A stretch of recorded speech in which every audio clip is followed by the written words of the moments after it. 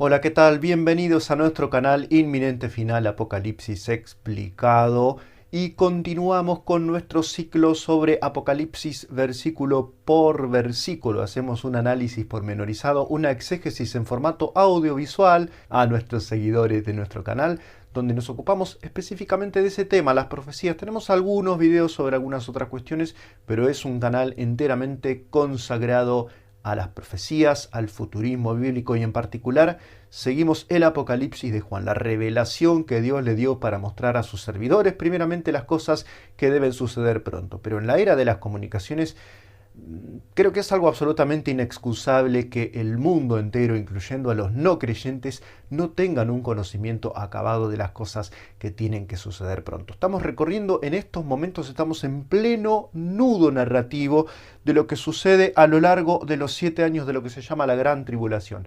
Todo ese periodo descrito a lo largo de las escrituras bíblicas aparece en los profetas, aparece en Daniel y aparece particularmente en el Apocalipsis de Juan, ese periodo de angustia, de prueba durante el cual Dios va a tratar específicamente y va a dar una última oportunidad a Israel para que se convierta a Jesucristo. De eso trata el Apocalipsis de Juan. Primeramente, también habla de los juicios contra los paganos, contra los gentiles que hayan rechazado en aquel tiempo a Jesucristo. Y de eso un poco vamos a hablar hoy en nuestro capítulo, que forma una especie de paréntesis dentro de la narración del Apocalipsis.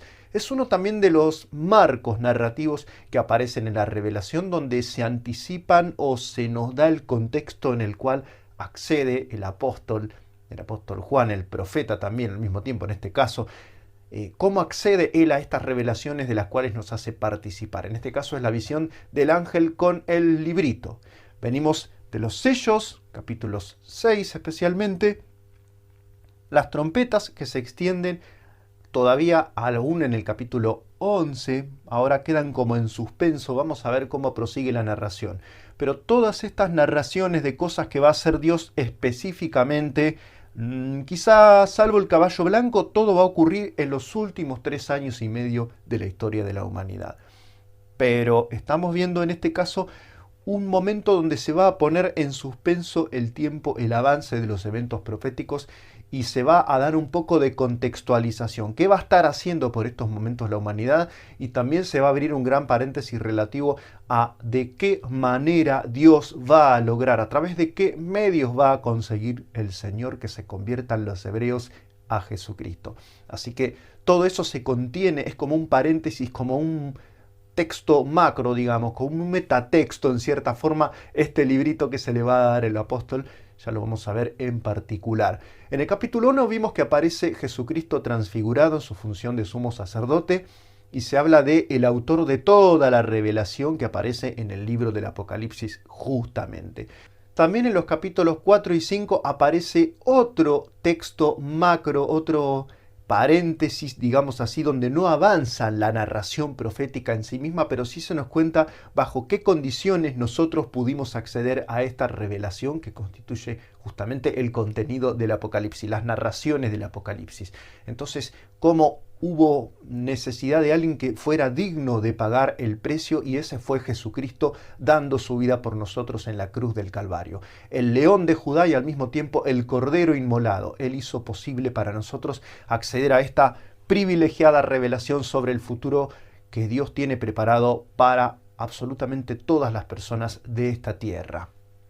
Hoy nos vamos a adentrar en otro de los paréntesis que es el del capítulo 10, otro capítulo más que fue un paréntesis y tampoco me estaba olvidando de aclararlo, el capítulo 7 donde se habla de que ciertas personas van a quedar exceptuadas de estos juicios y van a ser esos 144.000 hebreos, varones y vírgenes. Pero vamos a nuestro paréntesis que vendría ya a ser el cuarto dentro de las narraciones del Apocalipsis y para que se vea que no todo es sucesivo y temporal, como si fuera una narración de una crónica, digamos, como la que aparece en los medios de información, ¿no? Sino que es como que frena la narración y dice, sí, pero antes te tengo que explicar algo que pasó. Por ejemplo, cómo son las circunstancias bajo las cuales el mundo va a estar desarrollando su actividad y su espiritualidad. Bueno, en parte todo eso se va a empezar a narrar a partir de este capítulo 10 y se ponen entonces en suspenso las plagas en este caso las trompetas de la ira de Dios que estaban avanzando, solamente nos quedaba la séptima trompeta que expresará el juicio entero de Dios, que se mostrará, que se manifestará en forma de las 7 copas de la ira de Dios.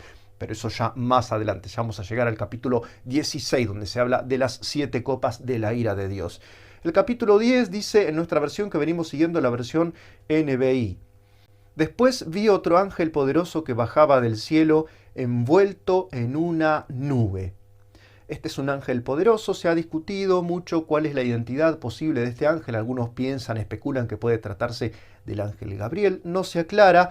Esto de poderoso se podría leer como algo así como robusto, forzudo, que bajaba del cielo envuelto en una nube. La nube expresa la gloria de Dios, ¿no? Como se manifestaba la nube acompañando a los israelitas durante su peregrinación en el desierto, como se manifestó cuando se inauguró el templo y cuando se volvió a inaugurar ya de regreso del exilio en Babilonia, siempre la nube acompañando la presencia de Dios, y aun cuando Jesucristo resucita es tapado por las nubes y va a volver, dice Apocalipsis en los primeros versículos, dice, he ahí que viene, dice, detrás de las nubes, junto con las nubes, y todo ojo le verá. Bueno, las nubes tienen que ver con la gloria de Dios, y en este caso aparece la palabra justa en griego, es vestido este ángel de la nube. Dice que un arco iris rodeaba su cabeza, su rostro era como el sol, el astro rey, mayor fulgor no puede presenciar el ojo humano en circunstancias naturales que el que tiene el sol precisamente. Y sus piernas parecían columnas de fuego, una visión de gran majestad, un ángel de los poderosos que hay en el cielo en la presencia de Dios, ángeles leales en este caso, y no como esos 4 ángeles que veíamos en el capítulo anterior que estaban atados a orillas del río Éufrates. No, este es un ángel leal, es un ángel de Dios. Llevaba en su mano este ángel un pequeño rollo, un libro pequeñísimo o muy pequeñito, dice el texto griego original, es como un superlativo de lo pequeño, digamos, escrito, que estaba abierto. Este libro no tenía sellos, sino que estaba manifiesto su contenido y no como en el caso de los 7 sellos que ya recorrimos juntos. Puso el pie derecho sobre el mar y el izquierdo sobre la tierra, expresando la potestad de Dios. Este ángel es un delegado, es un mensajero de Dios, así que expresa también el poder de Dios. Dice que tenía el pie derecho sobre el mar y el pie izquierdo sobre la tierra, expresando que este juicio es omniabarcativo y que no habrá lugar en este planeta que quede exento de todos los juicios que se van a revelar en el contenido precisamente de este librito. Dice, y dio un grito tan fuerte que parecía el rugido de un león. Si hay algo que caracteriza a los rugidos de los leones es además de su volumen, su larguísimo alcance. Puede ser oído a millas de distancia en donde se producen estos rugidos, ¿no? Entonces los 7 truenos levantaron también sus voces. Estos 7 truenos se expresan siempre en la Biblia. Los truenos son una manera de decir la voz autoritativa de Dios. Así se manifestó, como veíamos, cuando bajaba Moisés con las tablas de los mandamientos del monte Sinaí. También aparece en el Salmo 29, Dios expresando su voz de juicio y de reinado, de majestad, de soberanía sobre la tierra en forma de 7 truenos, 7 voces potentes de Dios, 7 truenos de Dios. Parece una cita incluso, una intertextualidad bíblica. Hay mucha intertextualidad en el Apocalipsis. Daría para hacer incluso otro especial. Hablamos del componente musical, ¿no? Estas voces, estos coros, estas respuestas casi en antífona que aparecen en algunos pasajes del Apocalipsis. Bueno, también se podría hacer un especial sobre la intertextualidad de la revelación de Juan.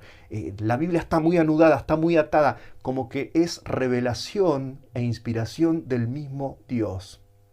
Entonces los 7 truenos levantaron también sus voces. Una vez que hablaron los 7 truenos, estaba yo por escribir, pero oí una voz del cielo que me decía: guarda en secreto lo que han dicho los 7 truenos y no lo escribas. Es la misma voz de Dios, acá no queda ningún lugar a dudas que esa voz, no diría hoy en día una persona dedicada a lo audiovisual. Bueno, esta voz expresa la orden divina, directa, dirigida al apóstol Juan en el sentido de que no tenía en este caso que dejar constar para nosotros que somos los cristianos actuales el contenido de la revelación de esos 7 truenos. Hay mucha especulación, obviamente, cuando Dios quiere reservarse un secreto. ¿Qué quiere hacer el ser humano inmediatamente? Develarlo, deducirlo, especular.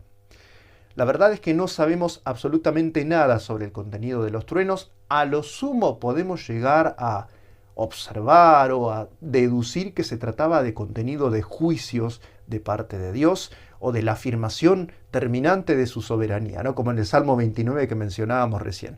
Pero no se puede decir nada más. Lo que sí no se puede decir es lo que he leído en la versión El libro del pueblo de Dios, que usan la iglesia romana, en el sentido de que se trata de un mensaje de consuelo. Eso no parece por ninguna parte ser una lectura admisible, para nada, no es verosímil. El ángel que yo había visto de pie sobre el mar y sobre la tierra levantó al cielo su mano derecha y juró por el que vive por los siglos de los siglos, el que creó el cielo, la tierra, el mar y todo lo que hay en ellos. O sea, está hablando de la absoluta comprensión del dominio de Dios sobre cada uno de los órdenes. Y dijo: el tiempo ha terminado. Esto se ha interpretado por algunos como que se termina la sucesión temporal, en el sentido de antes y después, como que es el fin del tiempo, el fin de la historia, como que los cronómetros paran y empieza el momento de la eternidad. No es exactamente eso lo que el texto estaba diciendo. Acá aparece el término cronos, el tiempo cronológico, pero la expresión parece más bien aludir a algo que es más de sentido común y que refleja la gran mayoría de las traducciones, como diciendo, no va a demorar más, lo que tiene que pasar va a pasar, es el momento justo en el que tiene que suceder lo que debe suceder y está establecido de parte de Dios. Dice, en los días en que hable el séptimo ángel, o sea, la séptima trompeta, cuando comience a tocar su trompeta, se cumplirá el designio secreto, el misterio de Dios, dice el texto originalmente, tal y como lo anunció a sus siervos los profetas. Se está por cumplir el plan oculto de Dios, oculto, revelado para sus siervos, revelado para sus profetas, para los que creen en Dios. Esta es una cuestión que a mí me causa a veces un poco de estupor y es la escasa resignación a veces del pueblo de Dios a aceptar el hecho de que las personas incrédulas no pueden acceder a los misterios de Dios, no los pueden comprender, porque ellos tienen una mente natural, tienen una mente no regenerada, no recibieron el don de la fe en Dios para poder entender incluso los misterios de Dios. Se les hace todo raro, embrollado, difícil, es como entender otro idioma para ellos, porque no están sujetos a la misericordia ni a la soberanía de Dios. Les es difícil entrar en los planes de Dios, comprenderlos, porque no tienen la mente de Cristo precisamente, no fueron regenerados, no fueron restaurados. Los misterios de Dios se han de discernir espiritualmente. Nosotros tenemos la mente de Cristo, pero el mundo, francamente, hay que admitir que no. Así que muchas veces las iglesias hacen ingentes esfuerzos por lograr que sea comprensible para los incrédulos los misterios de Dios, y la verdad es que hay la mayor parte, lo nuclear, el corazón del misterio de Dios, para los que no creen es inaccesible. No lo pueden comprender. Pero este plan secreto manifestado solo a sus siervos se va a terminar de cumplir en el mundo. Se va a transformar en una realidad tangible y universalmente reconocible para todas y cada una de las personas y de las criaturas. Acá hablaba de todos los órdenes, ¿no? En los cielos, en el mar, en la tierra y en todo lo que hay en ellos. Se va a terminar de cumplir el plan de Dios revelado a través de las páginas de la Biblia, justamente lo que estamos examinando, el último libro de la Biblia, el Apocalipsis, la revelación de Juan. La voz del cielo que yo había escuchado se dirigió a mí de nuevo. Otra vez, muy probablemente estamos hablando de la voz de Dios, hablando con el apóstol Juan, el amanuense, en muchos de estos casos, meramente de lo que se le estaba dictando desde el cielo y desde la misma presencia de Dios. Siempre hablamos de la inspiración de todos los textos bíblicos, no de las epístolas de Pablo, de Juan, de los evangelios, de los textos históricos, de los salmos, de Job. Ahí está el Espíritu de Dios inspirando, trabajando, digamos así, a través de las emociones y pensamientos de cada autor humano, de cada escritor humano.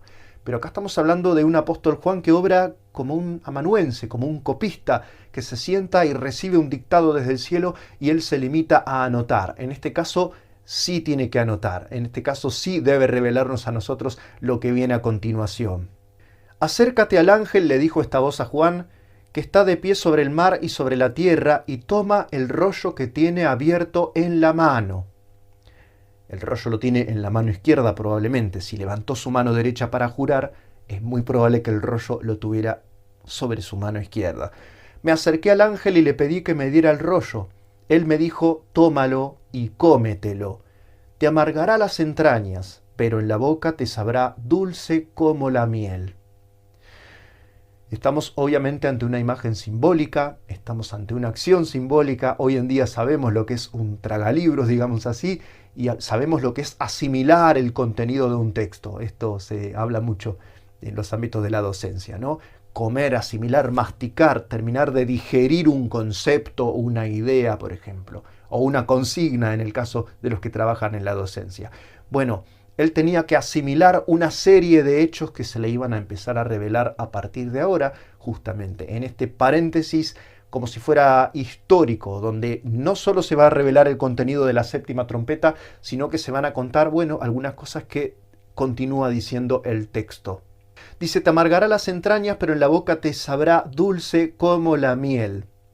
Es la doble característica de todo mensaje profético y de aún del anuncio del Evangelio de Salvación. Es dulce porque expresa la justicia, la justificación de Dios, y es amargo porque muchas veces trae como resultado juicio para aquellos que lo rechazan. Dice la Biblia que es olor de vida y es olor de muerte, para los que rechazan el mensaje de salvación, les es juicio, les es un motivo adicional de juicio. De tal forma que si no hubieran escuchado nuestra proclamación del Evangelio, tendrían un motivo menos para ser condenados a los tormentos infernales. O sea, la realidad es que va con algo muy solemne todo esto de la proclamación del Evangelio. Es una cuestión muy seria y tenemos también nuestras razones como creyentes para ponernos muy serios y ponernos incluso tristes cuando sabemos, porque tomamos conciencia de lo que implica para las naciones el hecho de estar rechazando la sangre de Jesucristo que murió por cada uno de nosotros. Eso obviamente que nos debe hacer lamentar y tomarnos con extrema seriedad todo esto. Ahora que estamos tan afectados muchas veces los cristianos por la cultura del entertainment y que queremos ser stand-uperos, bueno, no es tiempo de hacer stand-up, es tiempo de predicar con la seriedad que corresponde el mensaje de salvación de Dios. Y de esto se trata, ¿no? La amargura que tiene también el oficio profético y el acto mismo de proclamar el Evangelio. Acá hay almas en juego, hay vidas eternas en juego, que se van a salvar o que tristemente optarán por perderse. Dice, lo tomé de la mano del ángel y me lo comí. Me supo dulce como la miel, pero al comérmelo se me amargaron las entrañas. Y la conclusión es la deducción de esta figura literaria, digamos, que se vio obligado en su visión a vivir el apóstol Juan. Es la lectura, es la transposición del símbolo a la realidad. Entonces se me ordenó, tienes que volver a profetizar acerca de muchos pueblos, naciones, lenguas y reyes. Esto que en hebreo es una palabra muy sencilla que es goem, las naciones. La mayoría de los que no hayan aceptado a Jesucristo y cuya historia también se va a empezar a narrar a partir de ahora. Viene un interregno donde se va a expresar cómo va a ser el momento en el que Dios va a trabajar con Israel y cómo va a suceder que se van a transformar en cristianos muchos de ellos, el Israel de Dios. Estamos presenciando el nacimiento de la iglesia grande en medio de los hebreos. De todo eso se va a hablar en el capítulo siguiente y también se nos va a introducir más información acerca de las naciones, de los goim, que van a ser sencillamente, en su enorme mayoría, para no decir todos absolutamente, rebeldes al llamado divino y se van a entregar a una maldad y a un satanismo como nunca antes se ha visto en la historia. De todo eso nos vamos a ocupar desde nuestro próximo video. Muchísimas gracias por estar del otro lado. No te olvides de dar like y de compartir. Nos encontramos en el próximo video. Bendiciones.